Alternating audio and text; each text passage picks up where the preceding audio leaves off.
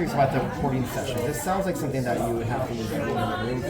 Was everyone in the room for most of the time? And I know while it's your creation and you wrote it, was there room for improv? Yeah, so the first question is about the recording process. And yes, we were really privileged. Audible really, and Glamour, the production company, really helped us put together the room so the max number of actors could be there. Now, I was there every second. I don't think anyone recorded without me, so I was reading every other part off screen, even if a character wasn't able to be there in person. But we did have the core, Sybil, Kate, and Laurel together a lot. And we had other relationships that are really important that we had to go out of our way to make sure to coordinate the actors being in the same room together.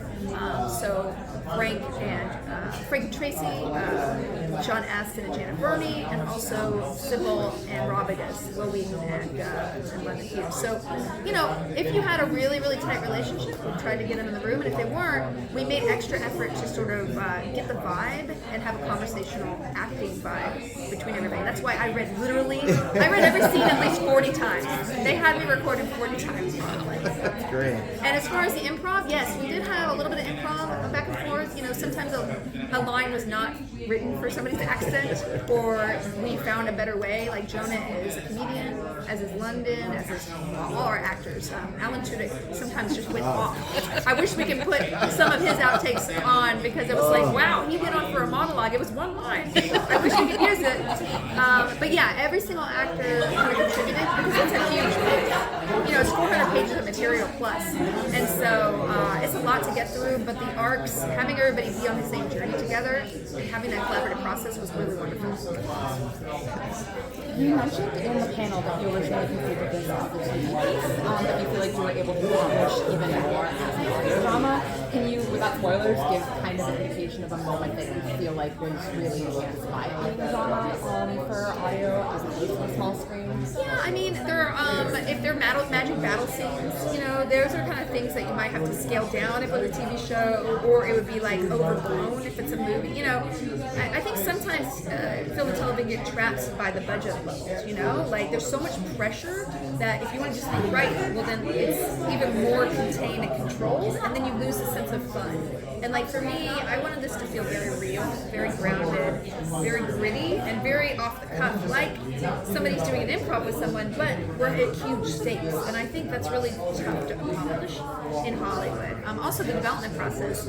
I've done a lot of development in Hollywood, and I don't think this version of the script would ever have gotten made through that, because it's really weird. There's some strange references. I talk about art songs a lot. You know, like there's a lot of things that I don't think would have been perceived as mainstream enough, but at the same time, it all works. And the fact that, you know, the notes that I got from people were so, it made me excited to implement versus like, oh god, I gotta do this. It made the process really, really enjoyable.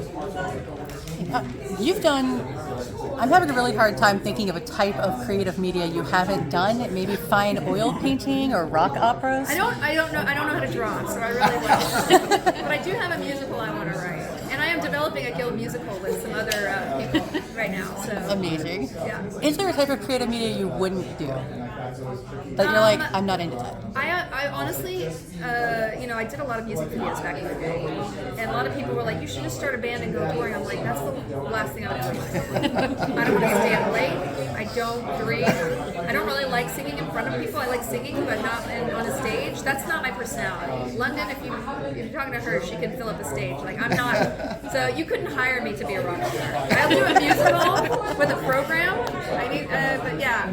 No, I mean, that's the problem, or charm, or what is she doing with her career? I know people are like, why is she jumping from format to format?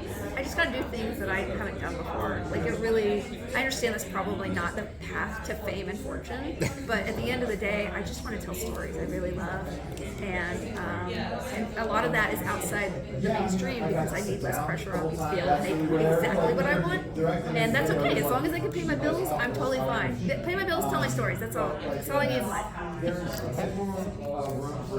I was just curious, as a Libra myself, what was the decision making of having Laurel be a Libra? It's really interesting. I just know a lot of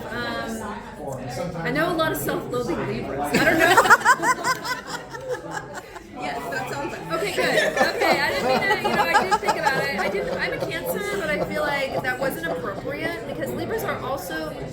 touch a lot more outgoing, but then have that they have the drive, but they're held back by their self-loathing, and I feel like that is something that's really important to. I mean, she's a hard worker, you know, but at the end of the day, there's a lot of self-destructive tendencies, and I had a couple friends who were Libras sitting down like that. No offense, Libra. I love Laurel and Kate's relationship. It's really fun. Can you talk a little bit about it? Yeah, Laurel and Kate's relationship is really the core of the story, the emotional heart of it, and it was really important to me to create a mentor relationship where one of them doesn't have to disappear in the end. I think there's a lot of tropes in the storytelling that we are used to where an older woman has to step out of the way to have a young woman flourish.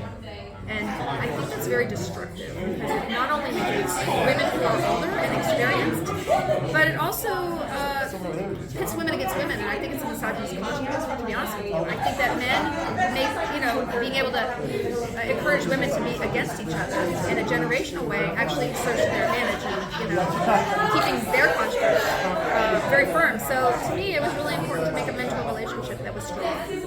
And I believe, there's some really key female friendships in this, but with Kate and Laurel, mentorship is really, really important to me, and having that be the spine of the story, which it is. Thank you so much.